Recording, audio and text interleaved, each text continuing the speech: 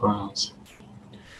Hey, everybody, and welcome to the Friday edition of Moohead Radio. I'm your host, a big and furry bovine, your favorite cow, the cow who, well, makes life worth living, kind of.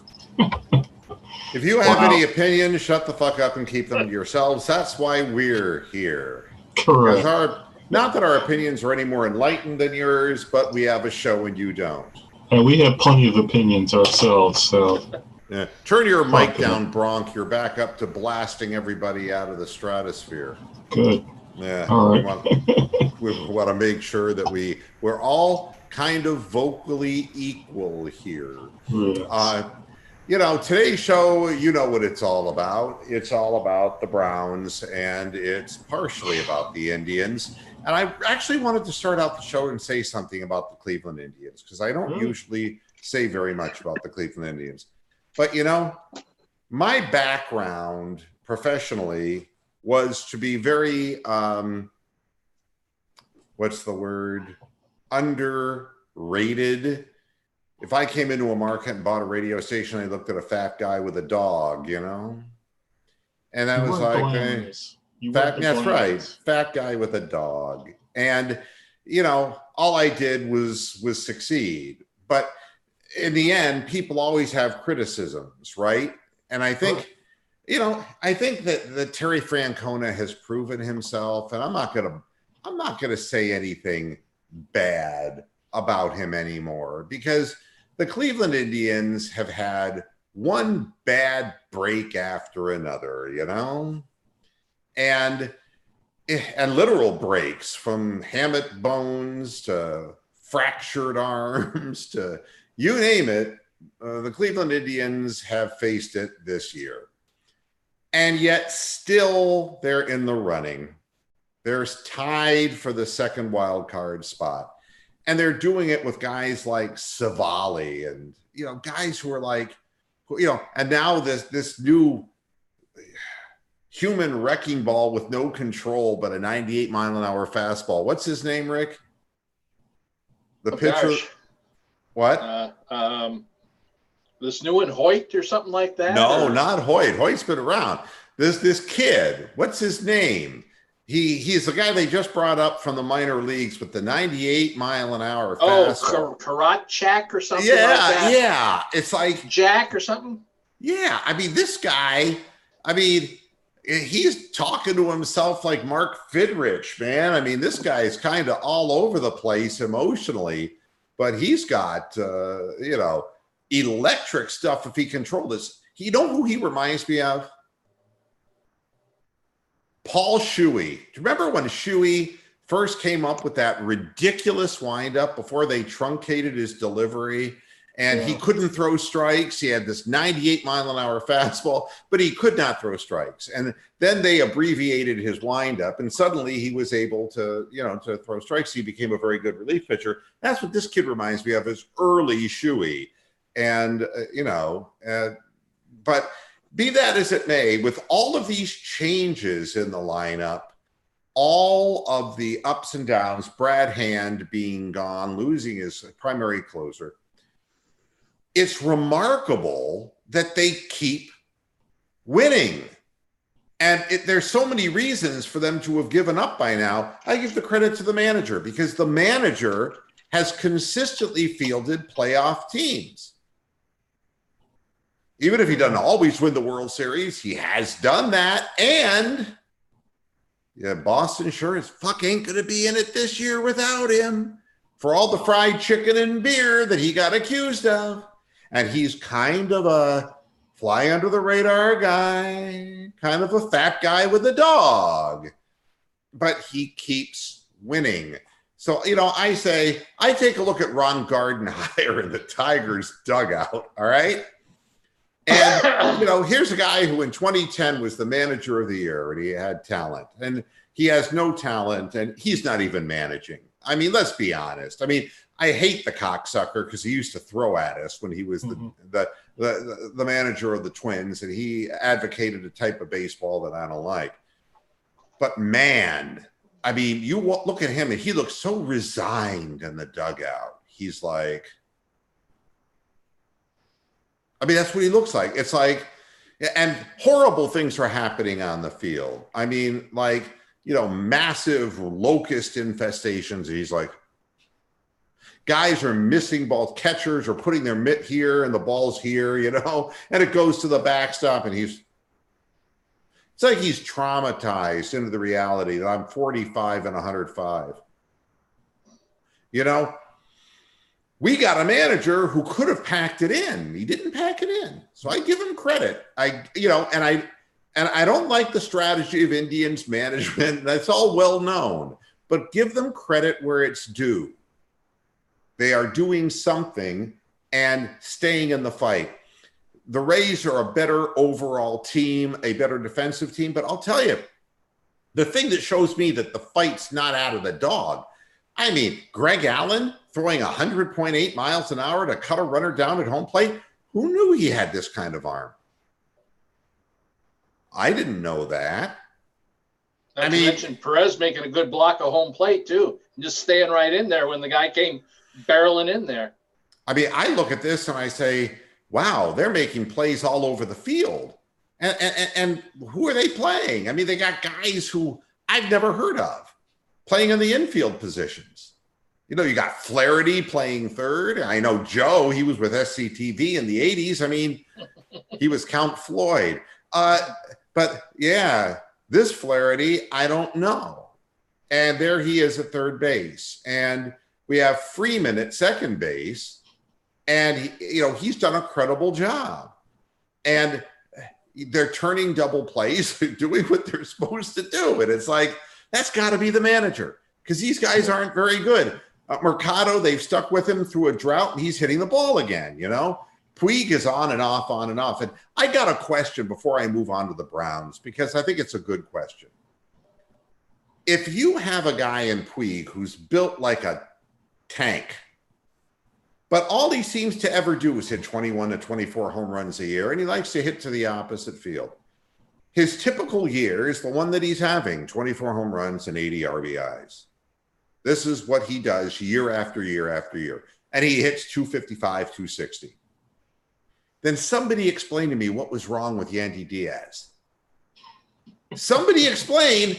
Yandy Diaz was on pace to hit 20 home runs this year with the Tampa Bay Rays before he got hurt and his season ended. He's built like a tank. He likes to hit to the opposite field, and he hits better than 255. There was no room on the infield with Kipnis in his long-term contract and Ramirez and Lindor. So they got rid of one of the best players that they could have had. I mean, but to me, I guess I look at it and say, if it's all about power today, and Reyes has 35 home runs, and so does Santana, you're not going to get that from Puig. And he's going to be a free agent. He's going to be gone anyway. But I'm saying you could have had control of Yandy Diaz, and he would, with the velocity of the ball off the barrel of his bat, would have hit 20 home runs a year. But they decided to do something else. But at any rate, I mean, our complaints about management, your complaints and my complaints, are well known. But I want to throw a bit of. I've never been a Frank Kona hater. I always thought he got more out of the talent that he had wherever he's been. So he's probably worth maybe 5 to 8 wins over average compared to your bog standard Manny Actives of the world. It's probably worth a good 5 or 8 wins over these guys. But the thing about it is the Indians now, they're playing Philadelphia. That game is the free game on MLB.com tonight. It's also the live game on FSN tomorrow. And then it's like the live Sunday night game on ESPN. So we're actually playing a decent National League team, and we'll probably get swept. And then the only hope we have of making the wild card is the fact that Tampa Bay have to play Boston and New York. Yeah. But you see, I guess the way I look at it is they hung in this long with nothing. They did. With nothing. And I consider that a success overall. I don't want to make this an Indian show coming up on a Browns game. The last comment I'll make on that is that the Indians played the Tigers 19 times and won 18 of them. So you give that to if you give that to the A's, if you give that to Tampa Bay, they would be killing us in there. Yeah, you still got to do it though, Bronk. And the other teams in our division are not 18-1 against the Tigers. The Tigers are bad, God only knows. But teams aren't 18-1 against them. You know, you take advantage of weak sisters. That's part of the deal. Sometimes your division is loaded with talent, and sometimes it's weak sisters. I think it will be cool if there is a three-way tie, because that would be pretty awesome. It would be like a two-game. It's quite a complicated scenario. Now, you know, the famous line that keeps coming up is they are who they thought we were, you know, who they were. Yeah. Who are the Rams? All right. Defending NFC champs. Yeah, well, I mean, that's who they are. This year, they played 2 games. You can't count the Saints game because Breeze was hurt early on. Yep. And they gave up 27 to the Panthers, which doesn't quite make sense to me in the great scheme of things. You know, because Cam Newton, who's now hurt as usual, you know, they're not a big offensive team. And as long as Ron Rivera roams the face of the earth, you know, there's not going to be any offense associated with that. But I'm looking at statistics, you know, as far as this particular team. And, you know, Jared Goff is completing about 62 to 63% of his passes. And that's not bad. There's nothing wrong with that. He, you know, has thrown for 469 yards this year, 2 TDs and 1 pick. So 1 interception in 67 throws. So he's not prone to turning the ball over. He doesn't run with the football. You got 8 rushes for -2 yards, which means when he is running, he's running for his life. 30 rushes for 160 yards for Todd Gurleyman, and you know, and only 4 catches for 8 yards, which means that Gurley is not being used heavily in the passing game.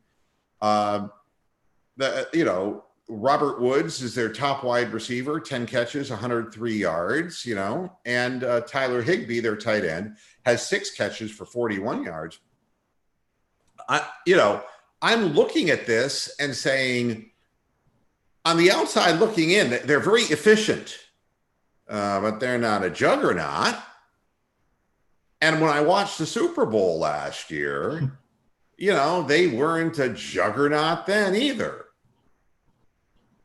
And, you know, I just, the thing about this is it's kind of the sum of the parts rather than the parts. And the Browns are more the parts as opposed to the sum. Their defensive coordinator is Wade, been there forever, Phillips, right? I mean, he's been a defensive coordinator, you know. You can see that, you know, they have assistants like John Fassel, who's been around forever. He's a special teams coordinator right now. They've outscored their opponents 57 to 36. That 57 points accounts as 6th out of 32 teams. So their offense is looked upon as very strong statistically. Although, you know, I don't think anybody ever mistook the New Orleans Saints defense for anything particularly good. The points against is 9th out of 32, but half of that is not having to play, you know, against Breeze for very long. So, you know, what is there about this team that is such a fearful thing? All right, there is Cooper Kupp, their other wide receiver. He's been targeted 19 times. He has 12 catches. He's actually the leading receiver. And he's the guy who has the most yardage per catch at 166 yards for 12 receptions. You know, yards after catch, 8.3. Robert Woods, Yak, 6.7. So they do run a little bit with the ball after they catch it. And this is, I mean, the rap on Goff coming into the league was the question about his leg strength as far as whether he could stay healthy. So far he has, as long as he's protected. And the other was his arm strength up to NFL standards. And what I would tell you is, based upon his average completion, I would not say that he is a deep thrower, but again, he doesn't turn the ball over. He's efficient, and they score in the red zone because their field goal kicker ain't doing nothing. I mean, he's 1 for 2 for the season. They're not really kicking field goals. So that means they're scoring in the red zone. So that, again, is a sign of a team with a very good offensive scheme, which is, I think, what covers up some of the deficiencies here. You know. Do you want me to take over? I mean, sure, please. I think the Browns actually win this game, and I'll tell you how they're going to do it. They're going to do it by rushing Goff and getting him out of his comfort zone, and then keeping the guy back to spy on Gurley and to, like maybe it's Schobert, maybe it's Mack Wilson. We're going to put Goff on his ass 4 or 5 times. Well, it's going to be a really close game and a really low-scoring game. I haven't even had a chance to mention the Browns because I always start out the program with whoever the opposition is. And the fact about the Browns is we may be without our 2 cornerbacks. Yeah, that's the big issue. Now, they put Greedy and Denzel Ward on the injury report. It's not practicing with hamstrings. Now, how serious that is, then that certainly affects the odds of the game. And we don't know whether it's a sore hamstring or whether they have any kind of a light pull or what the deal is. But I'll tell you this, if there's a light pull there, that's only going to blow up in the game. I mean, you got to be prepared to play whoever it is you're going to put in there, because we could very well be without safeties, without cornerbacks. I mean, without Denzel Ward and without Greedy Williams, Jared Goff is going to have a field day.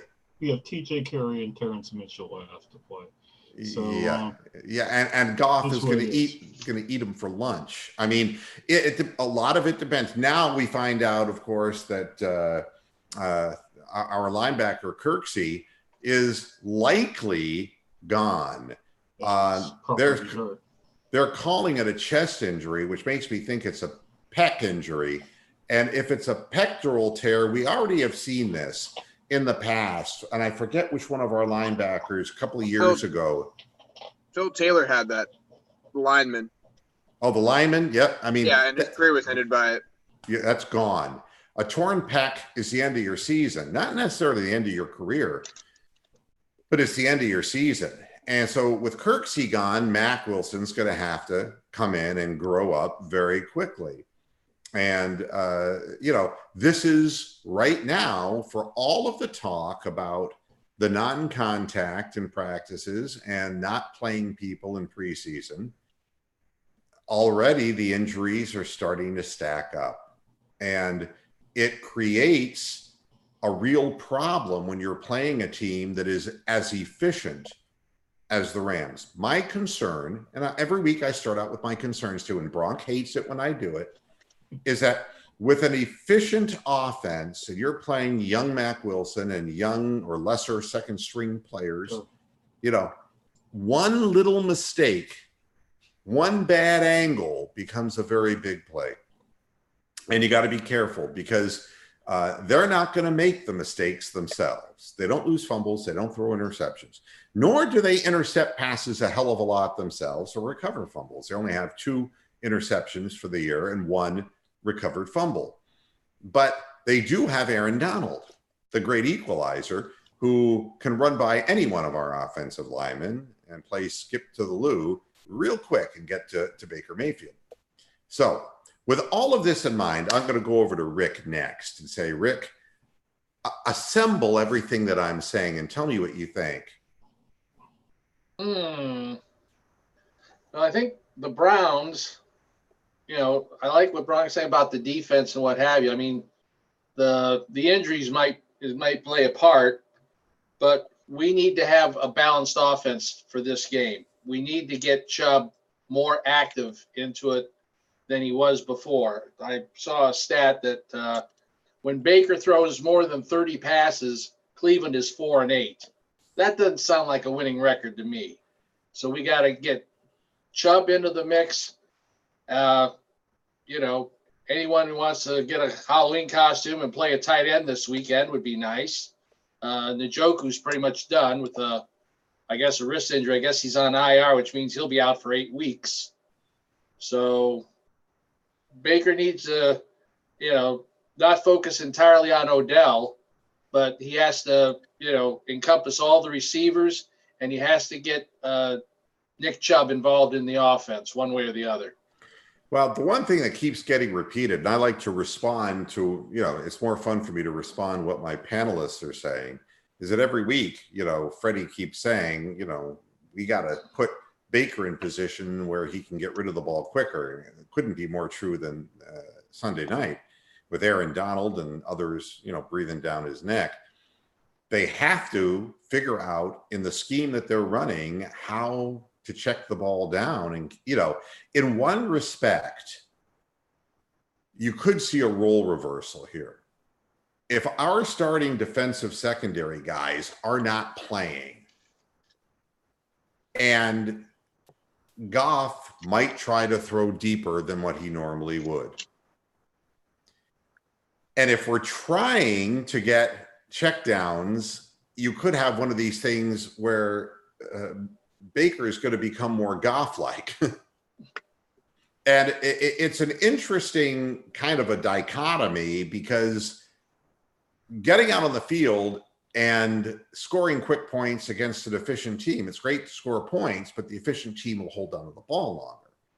So your defense can get tired.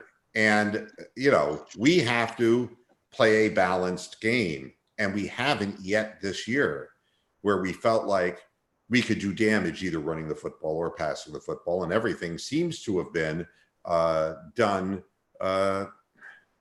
just on the basis of throwing the ball down the field and trying to score a lot of points. And that's not a real good thing. So, and Jake, what are your feelings? Well, the offense, I agree with Rick for sure. And that's just something that has to happen no matter who we play. But I want to bring up a point of why the Rams seem like such a threat all the time. Last year, they didn't have to pay their quarterback. And they did have a lot of talent and a lot of depth on the defensive line. This year, they kind of let everyone go to pay their quarterback, except Donald and Goff. So I think that is past history. But at the same time, I do think that we have to just balance the offense and just play defense the way we have been, and maybe blitz a little more to help our corners out. But other than that, I don't see a big change of plan defensively. Ron is asking a question in the chat room. What about Rashard Higgins? Do we have any information on Rashard Higgins? I was going to ask about that. I don't know. Could one of you guys scour the internet and see if anything is being said about it? Because, I will. I mean, Freddie Kitchens addressed the press today and said nothing. He was talking about, the secondary injuries, and then he was also talking about Kirksey. But I saw no mention of Rashard Higgins, who's an exceedingly important cog in the offense. I mean, nothing the last 4 days. There's not been a story on him the last 4 days. Well, is he on the injured list? Is he on the injury list, or isn't he? I mean, I'm not even getting an indication one way or the other about this. So, and he is back in training. Best Impact is saying he did, and Kawaki, nice to see you again in the chat room, said he did return to practice. But I had heard a number, like last week, that he was starting to practice, and then he, so Be Nice is saying he practiced today. From your lips to my ears, let's hope that this is okay. Hi to Lux Interior. How you doing? He's questionable. Questionable. Yeah, and last time questionable meant no go. So, and I don't even know what's wrong with him. Knee. Says questionable knee. According to Andrew Gibble. Yeah, Cybert's injured as well. Seibert is injured? Yeah. Hip injury. Yeah. Are you kidding me? He's going to play through it, but he does have a hip injury. God, it sounds like Zane Gonzalez relived. Jesus, we have to have it. How did he injure his hip? It just says injury type hip. The date of it happened yesterday. So, I mean, he's playing. He's not on the list. He's full go, but that how healthy is he? He can't just pick up a kicker the day before a game. Yeah, I mean, D-Bag is back in the chat room. He goes, I can understand people hating Art Modell. But it's funny because he's responsible for most of my best memories growing up with the Ravens. Since when have you grown up? No, I'm kidding. I'm kidding him. Yeah. He's saying the Browns are going to surprise people on Sunday. I mean, it's, boy, a game where we look bad again at home. God. Well, I think Higgins really is important because he's our possession receiver. He's our Steve Largent, Joe Juravicius guy. And Kawaki's asking a question, what do I think about Aaron Donald not having any sacks in his last 4 or so games? I'm sure he's hungry and he sees who he's going up against. Well, think about Donald. I think we can probably lure him in and then run Nick Chubb right past him. Maybe some misdirection plays. That's the theory. So we got to start offensive coaching. We got Nappy out coached by Sean McVay. That is like the biggest thing. Freddie Kitchens actually has to finally out coach somebody. Let's see whether it happens this week. Because if it doesn't happen this week, we ain't going to win this game. Yeah, it's funny. D-Bag is saying, my dad bought 3 season tickets for the Ravens back in '96, but I have respect for Cleveland. That's because you're cheering for Cleveland. You don't even know it. That's not your football team. Your team was the Colts. The Ursays moved it out, moved it to Indianapolis. You're cheering for our team. We're an expansion team because of Art Modell. Art Modell, I piss and defecate on his grave. And then I would dance on it, and then I would dig up his remains and smear what's left of him in the feces. Art Modell is a plague. He's a liar. He was a swindler. He was a thief. He robbed Cleveland of football, and he put us into purgatory for God knows how many years. Fuck Art Modell. So how is he different from like the majority of the other NFL owners? Liar, thief, swindler. He actually left. That's the difference. But I will say this. He died. About the Ravens. Ravens, Ozzie Newsome did a great job as the general manager there. There was schematically some good things, great defensive draft selections. I mean, and it's not that I have anything against the Ravens organization. They've done a nice job. Good, a really, really good defensive team. And, we'll see how they grow with Lamar Jackson. It's off to a pretty good start. And if they can develop any kind of an offensive scheme, they're just, and you've heard me saying on the show, I think they're definitely the team to beat in our division. And I think it's not close right now. I think they're far ahead of everybody. So, and I don't mean with a 2-0 record, but I mean just in their development and what they're capable of doing seemingly on both sides of the ball. And they seem to have developed a scheme that works for the athletes that they have.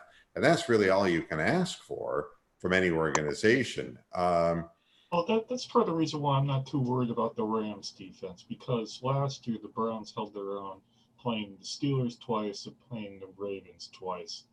So, I don't see the Rams as having that defensive pedigree like our brother in the AFC North do.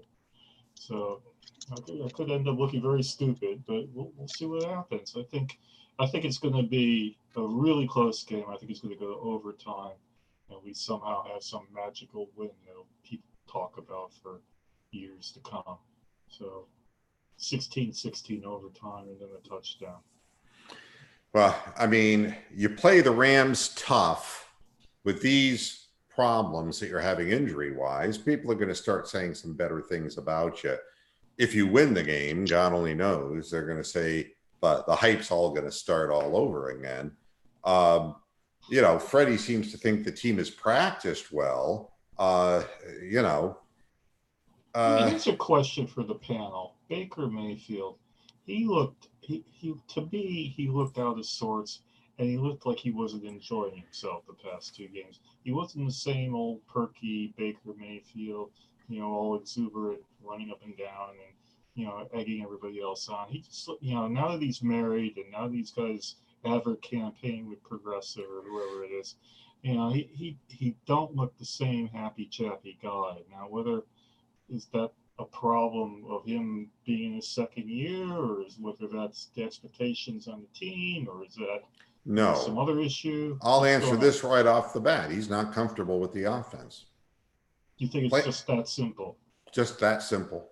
I think that they took something that worked last year, they took it away from him, and there's this separation between the guy calling the plays and the offensive coordinator that can't be a completely healthy situation.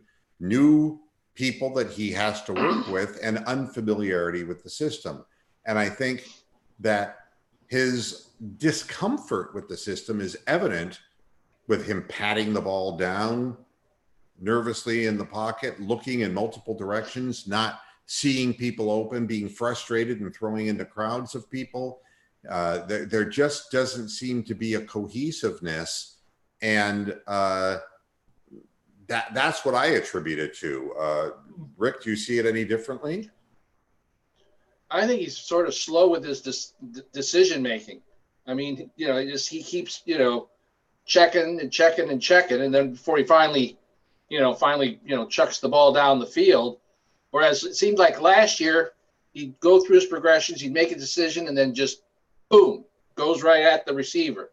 This year, it's like there's more hesitation, like he's holding on to the ball longer than he should.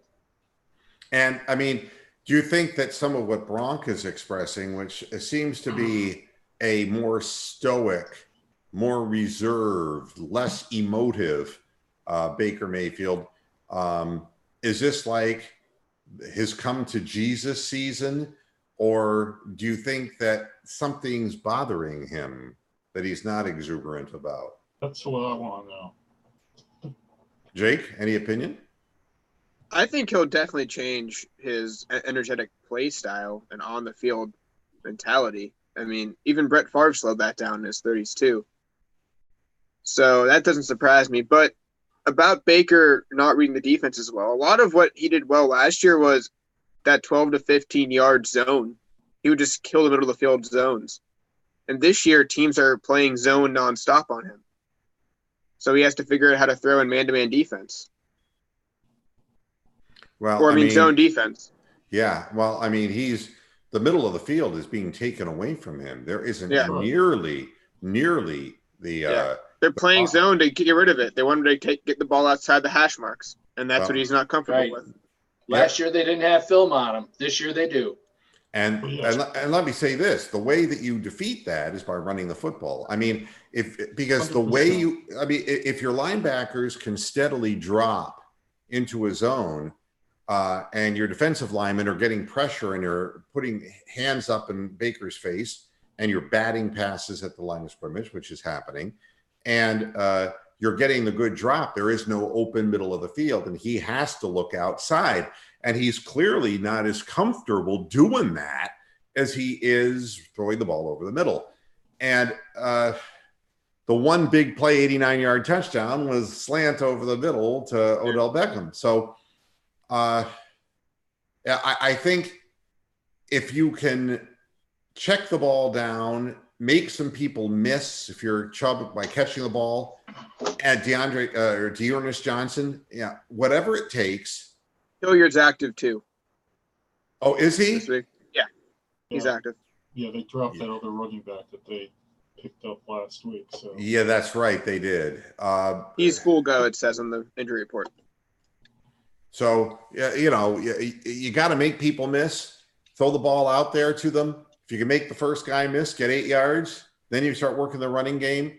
That if the linebackers are seeing you passing 47 to 50 times a game and they're getting pressure with the front four, they're just going to continue dropping people back in the zone, and there's going to be no consequence. What you have to do is you have to make them pay for those linebacker drops. And that means mano a mano. Your running backs, when they catch the football, are mano a mano against linebackers, and they have to make the first man miss. And it is all part of the athleticism of the game, but we haven't given them a chance to do that yet. And it's important that we do, because downfield is plugged up. Well, Or it's can you at least get, sorry. almost- No, go ahead, Jake. Well, if they can at least get 3.5, 4 yards on first down, push the pile in the second half of the game and open the game up, that'd be huge. But my concern is they broke the defense last game, but it takes 3.5 quarters for them to break the defense. So that's not a good sign if their offensive line's not putting enough pressure on the defensive line to tire them out. See, Yeah. the other thing that's bothering me is that it's almost like Freddie is tipping his hand to the defense, because the defenses that we've watched in the past 2 games have been like perfectly lined up for whatever play Freddie is trying to run. And then the only times that we have success is when Baker arbalizes out of it or finds something, right at the last second to go to. So there's something serious going on with our play calling and our execution that really needs to be fixed on the offensive end, because the defense can't get lucky that often all the time. And the other thing is, Goff is not a guy who's going to hold on to the ball for long. And I don't want to see more of these offside jumps by the defensive line trying to anticipate snaps, because he's going to get rid of the ball quick. And in a scheme that is very precise, that's what they're going to do. Well, And Matt Wilson's so important in this game. Is he going to make a big play, or is he going to cause a big play?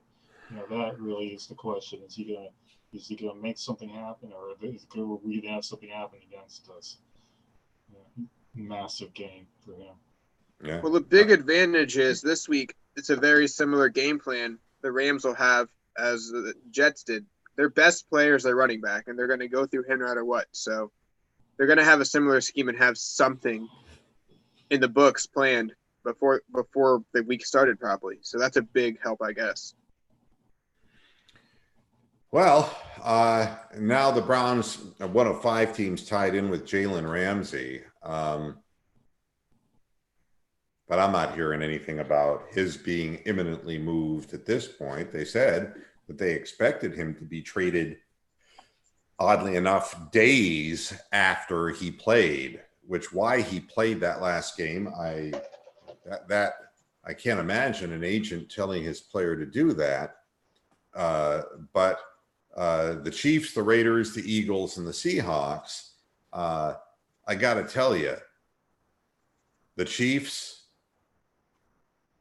boy, I mean, with Mahomes there on the offensive side, add another pass defender is huge. The Seahawks, who always seem to have some good defensive secondary players, getting another one. And for the Browns, Does he just play? it's a long sorry. shot. It's a long shot. Does he just play outside, or can you play the slot guy? Is he an outside guy or a slot guy? You're throwing him on the best guy on the field. Yes, he is. He's the best corner in football. He's the island. Yeah. Okay, so who do we sit there? Do we sit Greedy if we get him in, or Yeah. I mean, but the thing is that Denzel is not having a very good start to the season. 29.5 PFF score. I mean, it's not good. He's given up. I think I was reading 7 out of 12 targets. Is that what they were saying? I mean, he's not a stopper this year. Let's put it that way. A couple of plays, it looked like he didn't even know how to tackle. It looked like he was just sort of, flailing or just grasping at the player. Well, but that's because of that head first thing that they talked he's about doing. he's concerned about getting another concussion that it's That's right. affected his ability to make decent tackles. Very well possible. Very well possible. And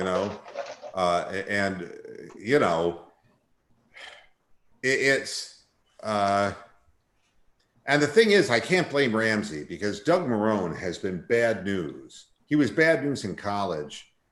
And, obviously he and Ramsey got into a really livid shouting match. And the two men were kept apart, there are going to be some blows struck. They want more than a first round pick, but they must have a first round pick. Well, who's going to do that? Well, we're going to find out who's going to do it. I don't think the Browns are going to do it. I guess what I'm trying to tell y'all is I don't see him coming to Cleveland. I could see him going to Pittsburgh or Cincinnati before Cleveland. Well, I heard Kansas City might pay up. Pittsburgh just got Minkah Fitzpatrick too, so Yeah, I don't know whether they can afford losing any more draft picks to pick up Ramsey. Right. They can't offer a first round pick next year anyways, so I doubt that's. Yeah, they gave that one up for Fitzpatrick. Yeah, it's a long shot. I mean, if you're hoping for that, I don't see that being in the cards. Something nice that's happening is that the Browns Ring of Honor is bringing Clay Matthews back to Cleveland the old one, the retired one, not the young, vital playing one. And he's the 17th member of the Browns Ring of Honor. Friend of his son too. Yeah, I mean, he was a hell of a football player. My God. He deserves to be in that Ring of Honor. Clay Matthews is a Cleveland Brown through and through. And just a durable guy he was. I mean, he's been eligible for the Hall of Fame for 3 times, most recently, the 2019 class. The fact that he didn't play on Browns teams that were necessarily like Super Bowl winning teams, he's, the Ring of Honor is something that, some things that you should know about Clay Matthews. He was the 12th overall out of USC in 78. That's 11 spots ahead of Ozzie Newsome, who's another member of the Ring of Honor. Isn't that something? Ozzie Newsome was a 23rd pick. So, 19 years, 278 games, 11 playoff games, 1,595 tackles, 69.5 sacks, and 16 interceptions. His 62.5 sacks with the Browns remains a franchise record. You hear that, Miles? Got something to shoot for. And do you remember the big play? The big play, the Clay Matthews great moment? Not that there weren't many, but the ultimate. See the one intercepted Namath in that Monday night game? Oh, no, the Namath. No, that was Billy Andrews. Yeah. That was Billy Andrews. Andrews, yeah. Yeah. Well, get this. In 1989, see, everyone remembers the Browns from 86, 87, 88, and the heartbreak. Well, in 1989, they played the hard luck Buffalo Bills, and in the final seconds of the game, he intercepted a pass right near the end zone. Do you remember that? Yep. And that put Cleveland to their 3rd straight AFC championship showdown with the Broncos in 4 seasons. That was the big moment. That pick that ended it again for the Bills. You know what? I'm just looking at his Wikipedia page, and I just read that. It says one of his most memorable moments as a Brown was in a playoff game against the Bills on January 6, 1990. Jim Kelly and his high-flying Bills offense came to Cleveland for a memorable shootout with only seconds left in the 4th quarter and clinging to a 34-30 lead. Matthews intercepted a Kelly pass on the Browns' 2-yard line to seal a victory. And, I still see that play vividly in my mind because there aren't many plays defensively in the history of the Cleveland Browns that were like such emotional end of the game, big time stops with an interception or a fumble recovery. You stop and really think about it. It's like, God, none are coming to mind for me. That play, man, just lives on. just a great football player. I'm glad to see that he's in the Ring of Honor. I mean, it's just a shame that Jim Brown's still in there. Is John Golick in the Hall of Fame yet, or Bob Golick? Golick, not in the Pro Football Hall of Fame. No, I mean in the Ring of Honor. That's a good question, and I mean, he's ultimate Cleveland kid. I'll tell you something about Bob Golick, and it's funny, all the things about the Browns and Bob Golick, but that's not what I remember him most for. Do you remember where Golick went after he was a Brown? To Oakland. Yeah, he did. He went to the Raiders. And the Raiders, when he played his final game, he stayed out on the field and was just looking around the field. And his love of the game was so tremendous that you could see what an emotional moment it was for him, knowing that the end of his career had happened. And I'll never forget that. And just like I'll never forget the do-rag underneath Everett's helmet that was still orange and brown when he was a Raider and he got fined for it. I'll never forget that either. I mean, there are just moments that stand out. Golick, tremendous wrestler in college. And the guy just, he wasn't projected to be as great a player as he became, but remarkably, he achieved a lot of things in his career. So, back in 1989 was when the AFC Central, as it was called then, was really a division. The Browns went 9-6-1. Houston and Pittsburgh were 9-7, and the Bengals were 8-8. Those were all great teams. And the Browns had the best record for defensive points. They only gave up 254 points that entire season, where the Steelers gave up 326. So Matthews was part of a great defense. And that was the last of the really good Browns teams. That was kind of the end of that. Well, Schottenheimer got fired. I think at the end of that, either the end of that year or the following year. All right, we got to pick the game. We got to pick the Browns game here. And let's start. Bronx, you've already said 16-16 tie with a winning field goal by the guy with the bad hip. So you're saying 19-16 Browns? Russ or Rock. Jake, what do you think? Well, we won last week when I had 2017. I'll go with that. All right. Rick? Can't help but think that the coach on the sideline is going to outcoach our coach on the sideline.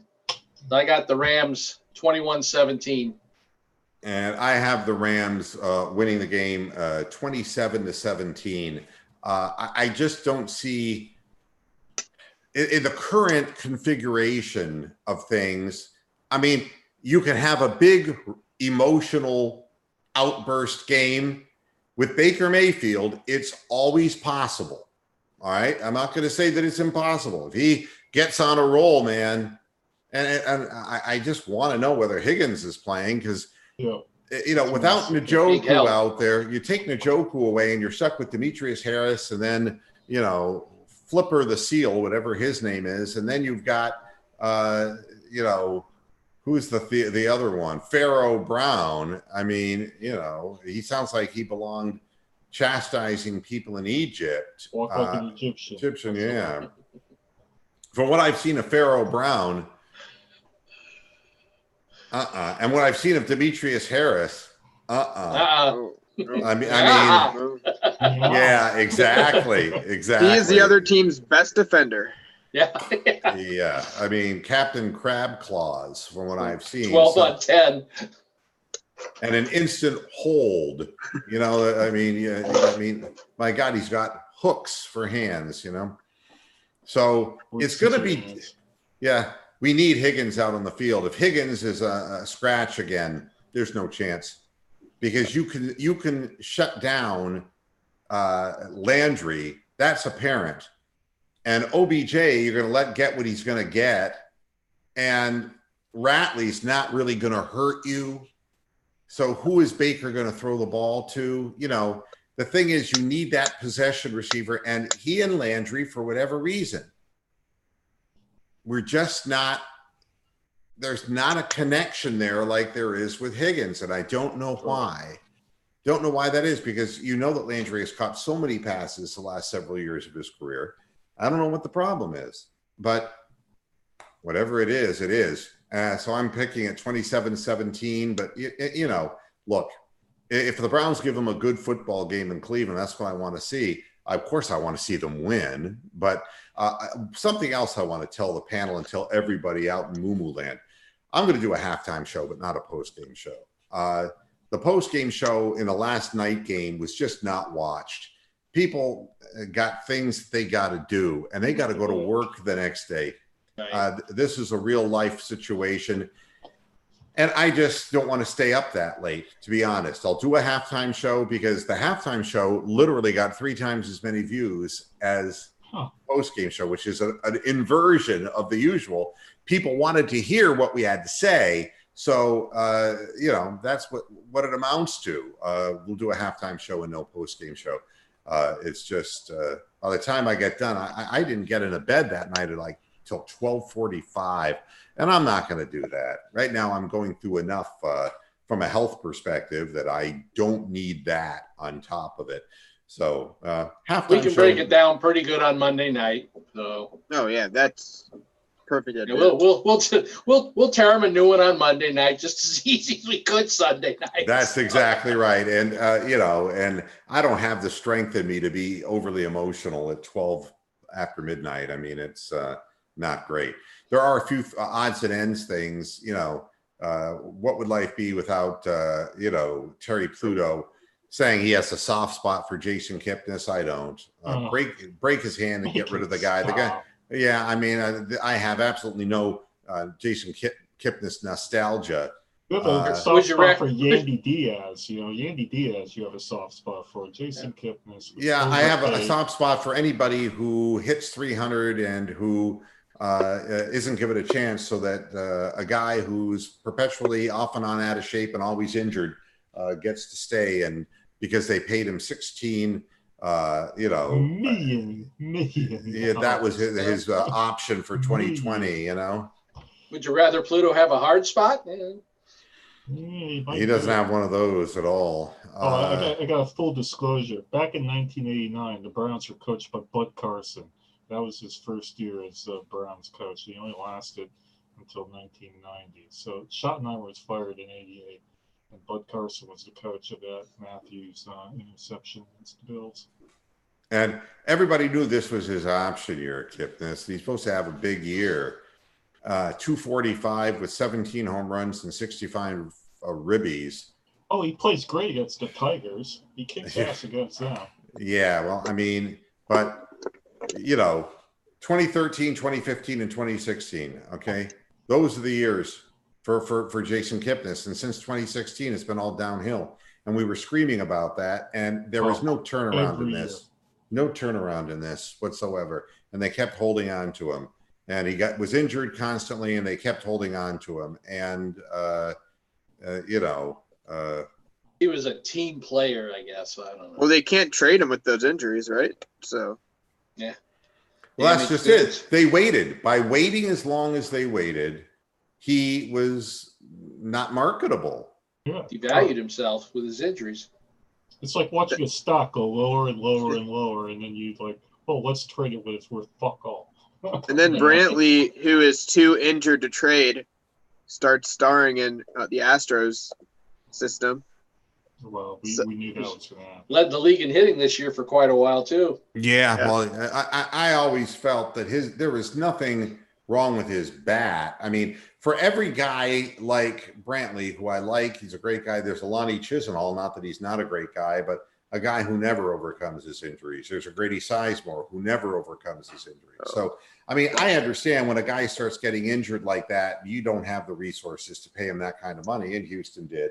I get that. And I'm happy for Brantley that he's doing well, because he's a class act. He's a good team player, and he's productive. And he was productive for Cleveland so many years. So, yep. He was. But I just don't miss Jason Kipnis, and I'm not going to sit here and boo-hoo over that. And of course, Cam Newton is out. Kyle Allen is the starter, which means, you know, the only thing that can prevent them from losing would be the Cardinals themselves. You know, the Panthers are 0-2 and going nowhere fast. And then, of course, I have to say this because Bill Belichick, you know, I really would like 6 men of different races and ethnicities to take turns butt fucking him. I don't like Bill Belichick. I don't like his attitude. I don't like his dishonesty. I don't like the owner of his team. I don't like the way that they tamper to get players. And the Antonio Brown thing is just something that, you know, Belichick cut his pressure short. He received 7 questions about AB, and he said he's just still with the team, and that's what I can tell you. Well, he's not anymore. And how could he be? Why was he in the first place? Did they really think they were going to sneak this one by? Is this going to go down in history as another one of these great front office decisions of Bill Belichick and his team, trading away a viable player to get this piece of shit without doing your homework and finding out that there was an assault warrant on him? I mean, what else do you want to know about this except it should never have been allowed in the first place? And that I'm wondering if AB has CTE. Yeah. I'm wondering if there is something really, really terribly wrong with this fella. Because this is suicide. Ever since this whole thing started, it's like committing suicide. And it doesn't make sense because he's not retiring. It's not like, what was the fellow's name? Vontae Davis, was that his name? The fellow who... Perfect. Buffalo? Perfect. Yeah, Buffalo. Oh, The guy who... But at halftime, yeah. Yeah, he retired at halftime of a game. Yeah, I Vernon mean... Davis's brother. Monte Davis, yeah. Yeah, I mean, at least a guy like that is a definitive thing. And it's like, I had my reasons. This is why I did it. AB, I don't understand. I mean, this guy we never heard bad stories about him when he was a Steeler. It wasn't like Pittsburgh was great. What? Pittsburgh did an amazing job of keeping him under control, or at least keeping it out of the media, because we made fun of the Pittsburgh dismantling of the team, but just thinking about how well they kept him together is pretty amazing on Tomlin's part. Like, he deserves a lot of respect for that. How do you know that they did? I mean, I'll give you a good example. The Cleveland Cavaliers could not hide Delonte West. All right. I mean, Delonte was carrying on in such a way, showing up to practices in his pajamas, that you couldn't keep it a secret for long that there was something terribly wrong with him. And I don't think there was anything wrong back then. But I mean, now, I mean, the second he leaves Pittsburgh, then he starts bad-mouthing Roethlisberger, and then he starts all these things, you know, then the helmet thing, and then, I mean, it's one thing after another. And it's not like he just retires. It's like there's something wrong with his head. I mean, if he were like this, for the Steelers, they wouldn't have been able to hide that. In today's 24/7 sports news world, I mean, you can't hide the fact that OBJ is wearing a $19,000 or $190,000 watch on the field. You can't hide any of it. I think some of it goes back to the fact that the team that drafts you can kind of enforce some loyalty to you. Like Brett Favre, people didn't know what he was going through with his painkiller addiction and alcohol addiction when he played, but the second he left, it was all exposed to the Jets, right? Yeah, but I mean, a lot of that had to do with, you know, the reverence that people felt toward him, you know, when he played in Green Bay. And I think that AB was not a guy who maybe was revered like Brett Favre was. Yeah. I have an outburst on the sideline with Roethlisberger at one game, and then, you know, his last game when he wasn't there, that was sort of the beginning of this whole situation. The helmet thing, I always figured, well, he can't find a helmet to keep his damn ego in. There isn't one big enough, you know. Yeah, I don't know. I mean, but I seriously wonder. what the deal is with that. And finally, last word of the program. We talked about the Indians in the beginning. We'll talk about just one little thing in the end. And that's that Jose Ramirez is trying to come back this year to help this team. And he had surgery August the 26th. And that is a 5 to 7 week recovery. And folks, looking at a calendar, this ain't 5 to 7 weeks. He was hitting in the batting cage prior to Thursday's game and took a day off. And now they're going to take another look at him. He was fielding his position. And, you know, I don't want him to get hurt. I don't want him to re-break the bone in his hand. Don't want that. But it's a story worth watching. And it's also the sign that a guy really wants to get back and wants to try to contribute.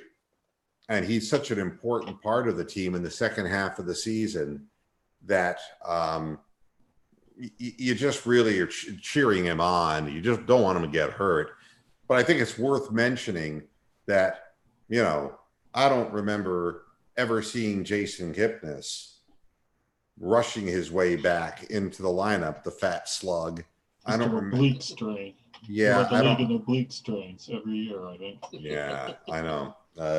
But it would be quite a story if he tries to get back and just, you know, as the Indians and the Rays duel it out. And these next 3 games, Bronx said in the front of the show, yeah, you're going to I mean, they're a team that's, what are they, like 78 and 73 this year. They're an above 500 team. They're still trying to make the wild card, though. They're a decent team. Their record, you know, they have a lot of talent.